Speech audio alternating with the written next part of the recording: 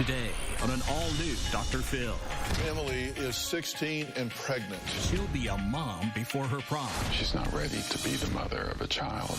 It's caused a huge rift in our family. Is Hollywood glamorizing teen pregnancy? I think that getting pregnant was a goal for Emily. Did you get pregnant on purpose? And who will pay the price? I'd like to keep the baby. What you really mean is you want to keep the baby so your family can raise the baby, right? This is going to be a changing day in your life. Have a good show, everybody. Here we go. If it matters to you, that's what I want to talk about. Are we ready in the booth? Let's do it. Go, Dr. Phil.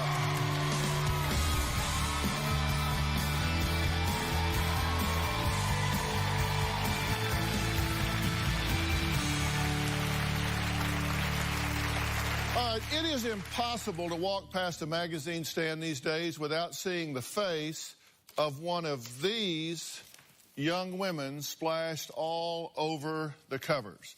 Suddenly, teen pregnancy has become this pop phenomenon with hit reality shows turning young moms into overnight stars. So the question is Hollywood glamorizing teen pregnancy or just giving us a realistic look into the lives of these young mothers? Now, Charles and Jeannie never thought they would hear the words, "I'm pregnant," coming from their 16-year-old daughter, Emily's mouth. Let's hear how the news has caused turmoil in this family. I did tell my husband when we said our vows, when we got married, that it was for better and worse, and this is the worst. I was stunned and shocked. Very quickly, I think we went into emergency containment mode. From the moment I found out I was pregnant, I knew right away there was nothing that was going to change my mind, that I was going to keep this baby. I'm concerned that we're going to have to be responsible for this baby, financially and otherwise.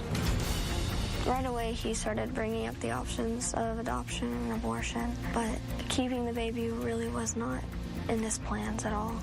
She's not ready to be the mother of a child. I'm supporting her and supporting her decision to keep the baby. Every time we talk about it, it turns into a heated argument. At 16, I don't think Emily is in a position to be a good mother. I don't really talk to my stepdad because I'm just afraid of how he'll react. I feel really unimportant and unwanted. I feel like I don't even deserve to be in his house. Okay. Tell me why we're here today. Jeannie, I'll start with you. Sure. Why are we here today? With Emily being pregnant, it's caused a huge rift in our family. Right. Her decision to keep the baby. My husband and I don't agree. Charles, you're the stepfather here. Correct. Yes. And you think it's a bad idea for her to keep this baby. Absolutely. And you think what? I think that I want to support my daughter in whatever her decision is. And her decision to keep the baby, I feel like I need to be there to back her up and to be someone she can talk to and lean on during this process. Okay. Is she qualified to make this decision? I know that she's young, I know that she's immature, and I know that, I've done, right now I feel like it's my job to teach her how to become a mom, and it's my job as her mother to kind of get her qualified and get her ready. Have you had a reality lesson with her about what's about to happen here? I've kind of gone over the logistics of the cost and, what is entailed, and made it very clear to her that her decision to keep the baby, that she's mom. I'm grandma. I'll be there to help support, but she's changing diapers. She's doing all the dirty work. Okay, and I understand, and you can say that with real conviction, but you don't actually believe that, do you? Do you actually believe that she's going to raise this child, she's going to nurture this child, develop this child, mature this child, and you're going to go on about your life and just be grandma? No, I think that I'm going to be a big part of it. I mean, I know I am. Because listen, here's the thing. One thing we've got to do today is we've got to be just completely, brutally honest. Now, that's one of the things that comes with maturity. See, when you're a child, you can kind of have fantasies, and you can kind of entertain things. You can get caught up in the romance and the emotion of something. But when you're moving into the real world, then you have to deal with the absolute drop-dead, honest, true facts. So if we're going to have a conversation, we've got to be brutally honest here, right? Yeah. And you're kind of spinning this a little bit. Do you wish she had decided to keep the baby, or do you wish she had decided to place it for adoption? I was concerned about her choosing adoption. I was worried about the pain that she would be going through. Were you having unprotected sex? Yeah, I was having unprotected sex, and I was on birth control. Okay, but now, you started her on birth control when you Absolutely. found out Absolutely. she was having sex. Right. And you said, why don't you just go get her a hotel room? That's something that Jeannie remembers me saying. Yeah, I Okay. remember him saying But you that. remember that's having because come up that before. was hurtful, and I felt like as a mom, what else am I supposed to do? You actually had her take the pill in front of you while you were watching. Yeah, Every day. when she started on the pill. So what did you know that made you do that? I know that she forgets. I know when she's had to take medicine in the past, she forgets to do it, and I wanted to make sure that she was doing it. And I Because also children aren't responsible about that sometimes. Right. And, also, too, I did have a fear that she maybe wanted to have a baby, wanted to become pregnant. Did you get pregnant on purpose? No, I did not get pregnant on purpose. Did you want to get pregnant? No. And you want to keep the baby I'd like to keep the baby. and raise the baby. But what you really mean is you want to keep the baby so your family can raise the baby, right? No. And I know that, as she finishes school, as she's working, I know that we're going to be watching the baby, or I You're will going be to be watching raising the baby. I mean, let's be honest. Look, I didn't just come in on a load of turnips. This is not the first teen pregnancy that I've dealt with in the last 35 years. And statistically, the chances of her actually graduating have dropped between a third and a half. The chance of her going to college, teen moms, you know what percent of them go to college? No. And finish and graduate? Just a little under 1.5%. And I think with the whole adoption thing, that is something that, I've been asked, would you support that? It would be hard to watch her go through that, and it would be hard for me to watch my daughter go through the pain of that. However, if that was her choice, if she said, Mom, that's it, this is what I'm doing, then of course I would be there to support her. I think where my problem lies is she has, the choice, and everybody's kind of looking at her, asking what her choice is, and, she puts out there, I'm going to raise a baby, and what are you supposed to do? Well, if I can interject Well, here. let me take a break here. I've got to take a break, and then we'll start with what you have to say afterwards. And I've got a really important question when we come back, because I'm going to hear from 12-year-old sister, hear what her views are on this. And then I'm going to ask these people why not one person has said one word about what's best for this baby. We've talked about what the daughter wants, what the parents are willing to do, but not one person has said one syllable about this baby's rights and what's best for the child. We'll be right back.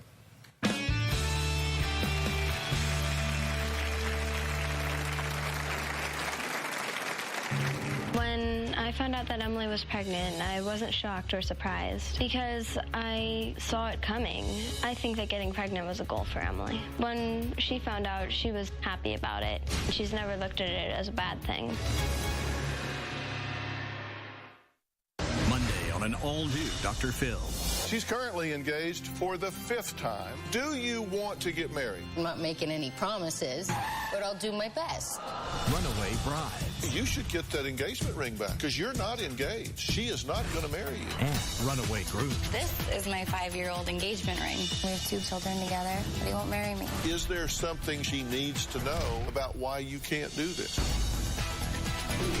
That's Monday.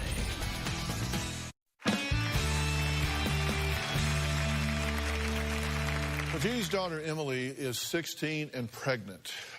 Even Emily's 12-year-old sister worries that she is living in a fantasy world. Take a look. My older sister, Emily, is 16. We used to be a lot closer than we are now. Emily started to hit this phase where she just started to be mean to everybody. Emily is in a bad mood more often than she's in a good mood. When I found out that Emily was pregnant, I wasn't shocked or surprised because I saw it coming. There was just a feeling I had. She wanted everything to revolve around her. I think that getting pregnant was a goal for Emily. When she found out, she was happy about it. She's never looked at it as a bad thing. Okay, yeah, thanks for being here. You are very well spoken. And you are 12, right? Yeah. You said you weren't surprised. Why? I definitely wasn't surprised because I kind of saw it coming. I have my own intuition. I really think that she was definitely very happy when she found out she was pregnant. You think she did it on purpose? She wants to say that she didn't do it on purpose, but I think there was a part of her that really did want to get pregnant. You said that you want, this is a quote, I want Dr. Phil to make Emily realize she has to get a job and take responsibility for her life. Definitely. I don't think she's responsible enough to be a mother, but I think if she really, really tries, then she can make a great mom. Yeah. You think Sis here is ready to be a parent? No, but hopefully she can get ready. Why do you think she's not ready? Because she's very self-centered. It's all about her most of the time. Yeah. You say you think she's frustrated that Mom wants her to get a job. I definitely think that, one time we were at the mall just looking for job applications, and she wouldn't even go into the stores to even ask for an application. She didn't want to be there. Yeah. Are you ready to be an aunt? I'll be honest, I'm a little bit excited about being an aunt, but I really want the baby to have a good, responsible mom. The job thing is absolutely true. It's a fight at home, and I've tried to explain to her, you're making the decision to keep the baby, but yet you don't want to go get a job. What do you want to say? I cut you off right before we went. That's okay, but earlier Jeannie said that whatever Emily's decision is, she'll support it. But I think at this age, at 16, she really doesn't know what's best for her. And I think that it's our responsibility as parents to help her make the right decision, not necessarily support the wrong one. And I think the way Jeannie's approaching it is she's almost abdicating her responsibility as a parent. I think we have to teach Emily that it's not the best thing to keep the baby because she's not able to be an effective mother. I don't think that adoption should be forced, and I don't think it should be put out there as an ultimatum. What we've got here, this is like, think about it. We're all lost in the forest. I mean, we're deep in the forest. It's dark, it's windy, it's cold. We are totally lost. And so we all huddle up and say, okay, who is the most confused, disoriented, lost person in the whole group? And Emily raises her hand. He said, well, let's follow her. Yeah. Isn't that exactly what we're doing? Yeah. Who out of everybody involved is least equipped to make this decision? Yeah, probably her. Probably her? Yeah, it would be her. Her 12-year-old sister is better able to make this decision because she has some objectivity from it. Nobody has mentioned a word about what's best for this baby. We've talked about what you want. You want to have the baby. You want to get the father of this baby, who, by the way, is broken up with you, right? Correct. He's gonzo. He's just moved on. But you think he still loves you. He may not come back. Isn't that true? She doesn't want to deal with that. She doesn't want to hear it. It's really hard for her to deal with it. Do you love him, or is he just the father of your baby? I love him. You love him. And you think he loves you? You think you're going to reconcile, and you said you want to get a little house, and y'all move in and raise this baby. That's right. But he doesn't even talk to you now, right? He avoids talking to me a lot. Are you concerned at all about what's best for the baby? Not what you want to do, but what's best for the baby? I'm concerned that I won't be able to make the right decisions for the baby, like doctors, wise, and all that. Babies that are born to teen moms do much less well in school than babies who are born to older moms. half of them fail a grade, okay? 2/3 of teen moms are poor, and kids without the dad involved, which is what we have here, are 5 times more likely to be poverty-stricken in life than those who have the father involved. And daughters of teen moms are 3 times more likely to become teen moms themselves, and the boys are 2 times more likely to wind up in prison. So what we have to look at here is that if you decide to do this because it's what you want to do, the future for this child is substantially compromised. I'm a product of a teen mom. My mom was 16 when she had me. She was put in the same position Emily is being put in now, where her parents were, you know, she was being pressured pretty hard into adoption.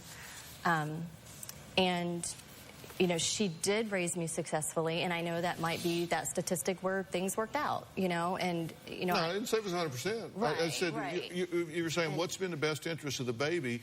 Right. If you had a child and you were standing on the street corner and the child was going to cross the street and you checked the stats and you thought, well, 50% of the time a kid crosses the street, they get hit by a car. 1 in 2, take a shot. Right.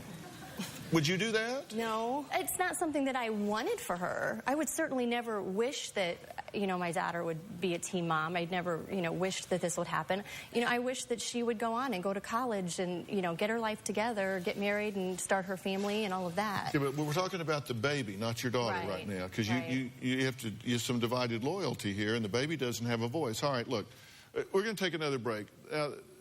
There's a quiz that we gave you before the show, asking a lot of questions, because you said, I have talked to her about what things cost and everything. Right. So we wanted to find out how well she learned those lessons and how close she was to being accurate and on target, because, again, we have to deal with the reality of this situation. We'll talk about that when we come back.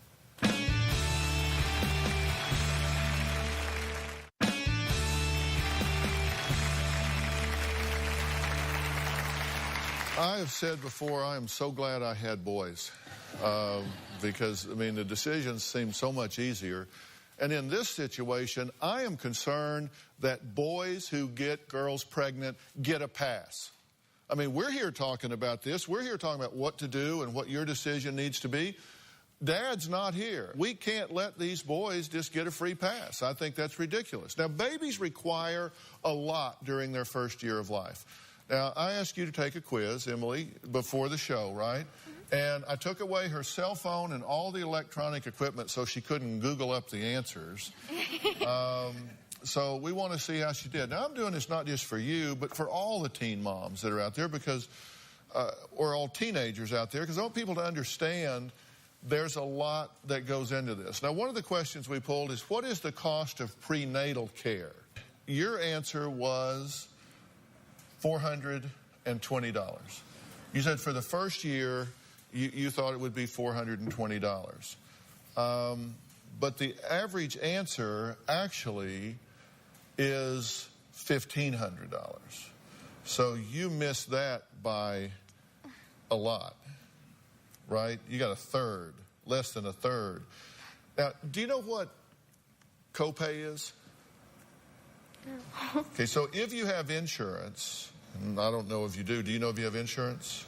I have insurance. To cover this pregnancy? Yeah, I'm doing Healthy Start. Okay, so you would have a copay, and the copay for a doctor visit is usually, I don't know, $20, $25. If you go to an emergency room, even if you have insurance, there's a copay. You know how much that is? No. Just to go, even with insurance, you would have to pay on average of $120. If you were working 20 hours a week at $7, $8 an hour after taxes, that would be all of your money just to go to the emergency room one time. And then you would be broke. Question 2, what is the average cost of baby food for 1 year? Now, your answer on baby food was $300. You think she's high or low? No. Okay. The correct answer is $672. What is the average cost of diapers for 1 year? Your answer was $600. High or low? Okay, well, the correct answer was $1,152. This is 320 diapers. That's 1 month's supply. Because a year's supply of diapers, on your budget, you'd be changing a diaper twice a day. But in an average year, you're going to change a diaper 3,840 times a year. What's the average cost to raise a baby for the first year? Your answer was, do you remember? $5,000. $5,000. And the actual cost is $10,158. So you missed that by half as well. Now, that includes food and clothes and prenatal care. Then after the baby is born, you've got to have the follow-up visits and all the injections, all of those things that you have to have. That doesn't include housing. It doesn't include special things like toys and all of that sort of thing. We did our research, and if you worked 20 hours a week at minimum wage, you would make $146 a week. That's $7,592 a year. Now, you say extracurriculars could get in the way of that, but let's say you did no extra, you just went to school, then you went to work, you worked 20 hours a week, you would make $7,500. Well, it's $10,000 just for the essentials, so you're now $2,500 short. And then while you're working, you've got the cost of child care, unless mom just says, well, okay, I'll watch the baby while you go work. Child care would probably cost more than you would make. So you're in a real pickle. If you pay a babysitter, they're going to make as much as you make on your job. And then if you decide that you want a house with this, say this boyfriend comes back, and you get a house, I mean, you know, even a modest home with utilities, you got to pay electricity and gas and all this is probably going to cost you $1,000 a month minimum. So you're way in the hole. How did you plan to make all of that up? All the money? Yeah. Because you're coming up about $10,000-15,000 short. Well, at first I wasn't expecting the dad to leave, so I was expecting to kind of do half and half. But now it's... Well, but even if he came back, I'm sure he would have an exciting career in the fast food industry. So, I mean, he doesn't have any skills, right? He sculpts. He sculpts? Yeah. Well, problem solved. Next, we're going to meet a group of teen moms, not the reality stars you see on TV. They talk about what they had to give up, and you're going to listen, right? Yes.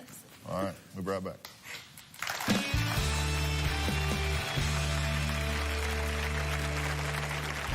I had to find out how to do a diaper. I had to find out how to make a bottle. I was on new birth control pills when I got pregnant at 16. I got pregnant because I thought babies were really cute.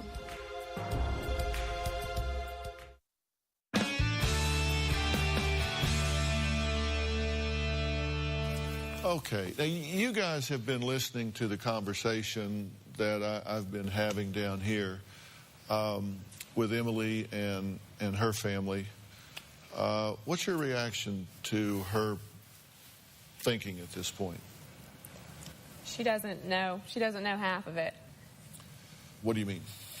Well, my husband and I own a house, and just in bills for the house, well over $1,000. That doesn't include Ethan and all the bills that we pay for him, the doctor bills, the diapers, the food, everything. What was the biggest shock for you? The fact that she's doesn't already have a job. No, I mean for you in your life. Oh, you were a cheerleader. Correct. And you moved in with your boyfriend at 17? I did. Because you said you felt like a grown-up. I did. Yeah. How'd that work out?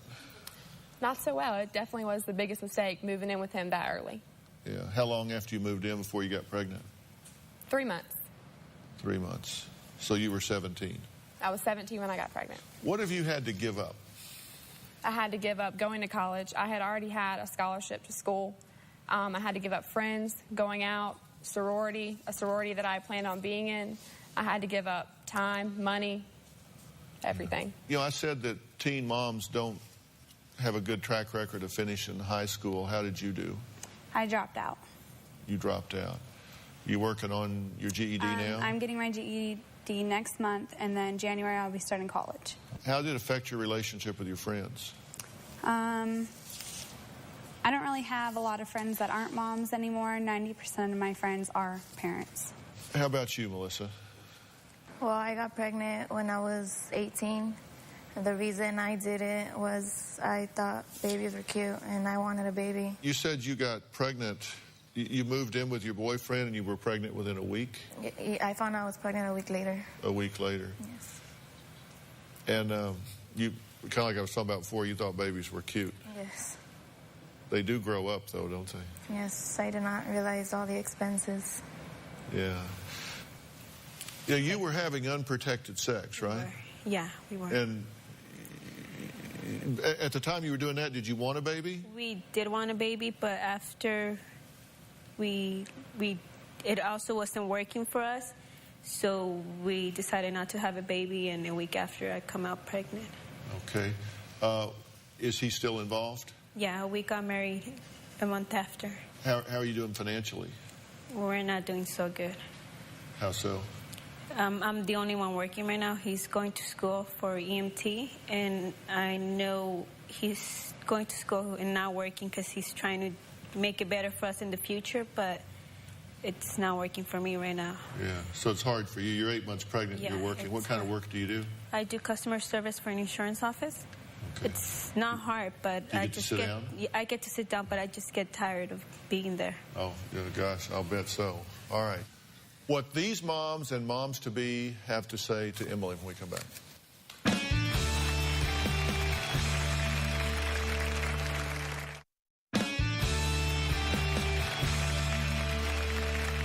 Well, Jackie, Courtney, Christina, and Melissa all have one thing in common. They're teen moms, or soon will be, and they've had to make major sacrifices because of this decision of getting pregnant before they were at a point in life where they could sustain themselves, let alone someone else.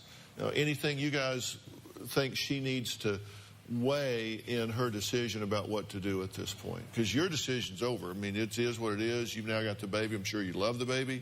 But is there anything she needs to really be thinking about? Yes. If you don't think that you're personally ready for it, then I wouldn't do it. But you have to be ready to give up your life because you don't matter anymore. Every decision that you make is because of the baby. Are you prepared to do that?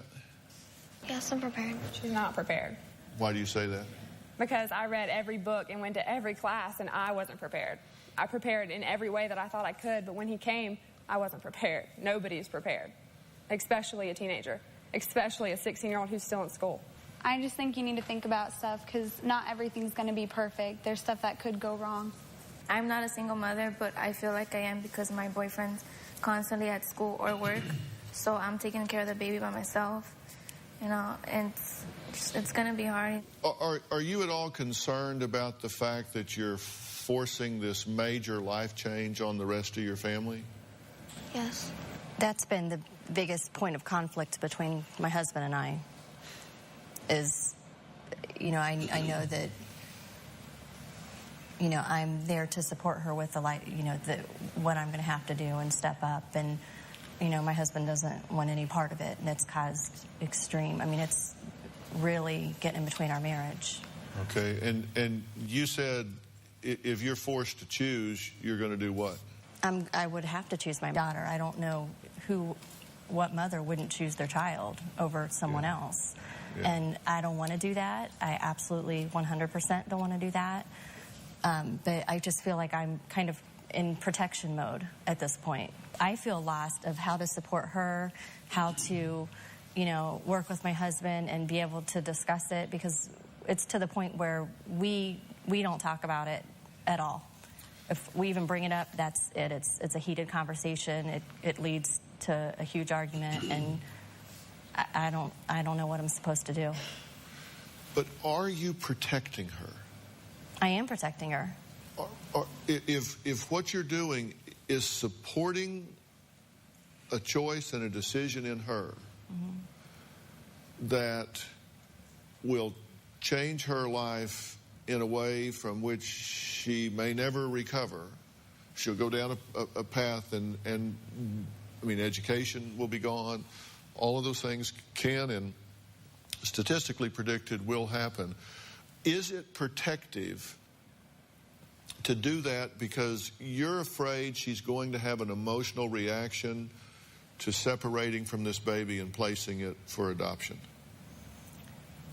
I mean, I see your point on that, and I don't know. I haven't, I guess, thought of it in that light. I think what I'm protecting her from is, when I say that, is the negativity that's come and the forcefulness that's come from everybody. But is it negativity or is it reality? I mean, it's like I'm saying, if it would be very negative for me to come in the middle of Thanksgiving dinner and say, Jeannie, I hate to tell you this, but your master bedroom is totally ablaze. It is on fire. And you would say, well, that is so negative. We're having dinner here. Can you not see this is Thanksgiving? I said, well, I understand, but it is on fire, and it's now going up through the roof. And, I mean, this is rolling down the track. You can say, well, you're just being so negative. Would I be negative, or would I be realistic in telling you the truth about what's getting ready to happen? That's realistic. And all I'm trying to say is, look, I've been through this so many times, and I look at this precious daughter you have, and you are a delightful young woman. I mean, seriously, you're as cute as you can be.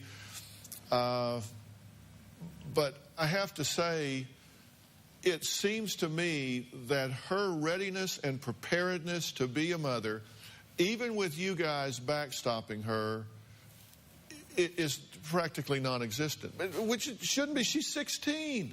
Right. She's a child having a child.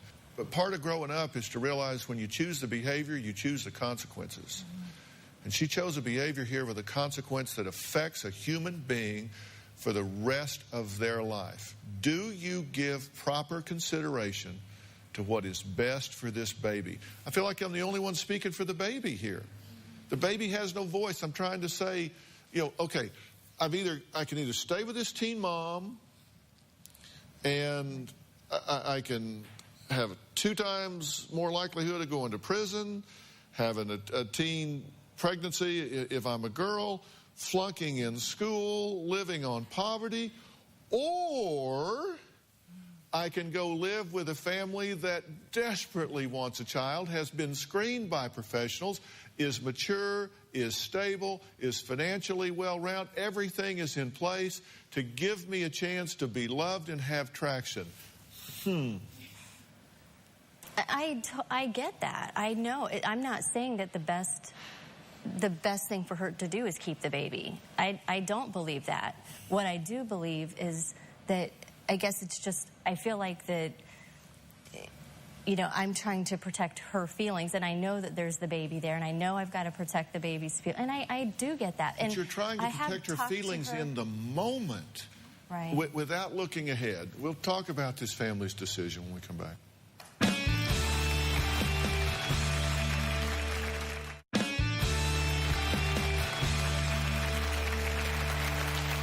We're talking about teen pregnancy. This isn't something new. It's actually, the rate is down just a little bit in the United States. But you know, our teen pregnancy rate in America is 8 times higher than it is in Japan. It's 2 times higher than it is in the UK. I mean, we're doing something wrong, and that's a conversation for another day. We already are pregnant in this situation, and when I say we, I mean you, and you are pregnant, because this isn't something where she's going to have this baby and go off to young motherland. And the reality is, you thought you were 12 years into the mission, 16 years into the mission, but the truth is you're starting over, because you're going to have to raise this baby. Do you get that reality? She can do what she can. Right. But it's like, you know, it'd be like asking her to get taller. Right. No, you just, you know, it's not a matter of I want it really bad, because, you know, her brain isn't fully developed yet. Emotionally, mentally, physically, she's just not to the point yet that it's fair to ask her to do everything she's getting ready to be asked to do. If she, continues to choose to keep the baby, I know I'm going to end up raising the baby. I don't know how. We've had conversations when no one's around and, talked about it, and I've asked her, and we've, gone over it, and, she's adamant. She's 100%, I'm keeping the baby. And she's telling me this, and I don't know as a mom how to persuade her that this isn't the best thing. Let me ask you, why are you so adamant about keeping this baby? I want to step up and try and say I can try. And if I succeed, I can say I succeeded. Instead of just saying, well, this is too hard, I'm going to back down because this isn't good for the baby. What is in the best interest of the baby? I just know if I was adopted, I wouldn't feel that loved. I'd be like, well, why did my parents keep me? And they might understand that I couldn't afford it or anything, but I know that it'd be really difficult for everybody. I can think of no greater act of love than for the parents of a child who are not equipped to give that child the best chance in life. I can think of no greater act of love than to put their feelings aside and place this baby in a loving home that gives it a better chance at life. I mean, to say that you would not feel loved and would wonder why your mother wouldn't keep you. Parents that place their children for adoption do so because they love that child more than themselves. I think you need to have a serious reality conversation with your daughter. I mean, obviously she has no clue what things cost. Yeah, I can see that. She has no clue. She still fantasizes that this boyfriend is going to come back and be in the picture. You've got a daughter living in denial. You've got a daughter living in fantasy, and it is your job to say, if we're going to make this decision, let's make it with full set of facts on the table. And I would ask you to revisit that. I can't say anything about her being pregnant or the child or anything like that at home, because, I feel like I don't have that support system behind me trying to kind of talk her through it, and I don't know how to do that. I mean, there are specialized counselors, Emily, that work with these decisions. They work with adoption agencies. They work with adoptive parents and bio moms, which is you, to think through this and put all the cards on the table to think it through. Would you be open to sitting with someone like that and discussing this if I've arranged that for you? To sit down and say, help me think through this so I can go back and revisit my decision. Would you at least listen to what someone had to say? No. You say no because you think that's a step towards adoption? Yes. One thing that I'm concerned about is if she chooses adoption, if she, in the beginning chose not to have the baby, I feel like, too, I'm worried that in 6 months we're going to be right back in this position. We're going to be sitting here, her wanting a baby, or, either wanting a baby, pregnant.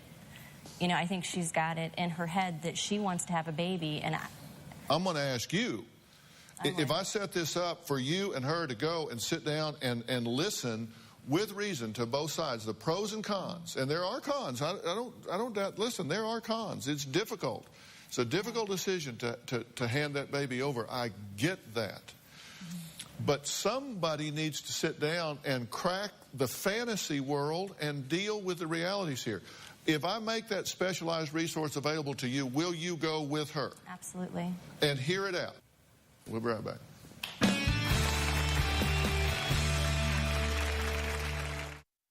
Well, I want to thank all of my guests for being here today. Look, I know this is a difficult subject. I know I'm going to get letters from some of you saying you are trying to push that girl into placing that baby for adoption, you this, you that. And I know I'm going to get letters that say she doesn't get it. Somebody needs to give her a wake-up call. And probably you're right on both counts. I don't think, Emily, that you are prepared to be a parent at this point. I think your life takes a drastic turn. I think the baby's life takes a drastic turn. And I think you just need to think through this and consider it. You look like you were about to bust to say something, Courtney. What was it? I just don't think reality has hit her yet. The fact that she doesn't even have a job just strikes me as, I'm just amazed. She should have a job by now, if anything, to be saving some money. She still has time to save some money to put away. The amount of money is ridiculous, and I hope they're prepared to spend money, too, because they will. Yeah. If she doesn't get a job, they will. And, you know, what do you want to say, Charles? Well, adding on to that, the last time we talked to Emily about getting a job, she told us she did not have to get a job yet because the baby hasn't even been born. I had a job. That was afterwards. Yeah, you got to bankroll some money here. I'm trying to put the facts out here, and Mom, you got to play bad cop at least some of the time here and visit. It is not negativity; it is reality. I'm going to make the resource available. Okay. I hope you embrace it. Thank you, little sister. Thank you for being here and talking about all of this. You are a prize egg, I'll tell you for sure. I really appreciate you even letting me come and be on this show, because I know this isn't what you usually do. You bet. You need your own talk show. Thanks for being here. So long.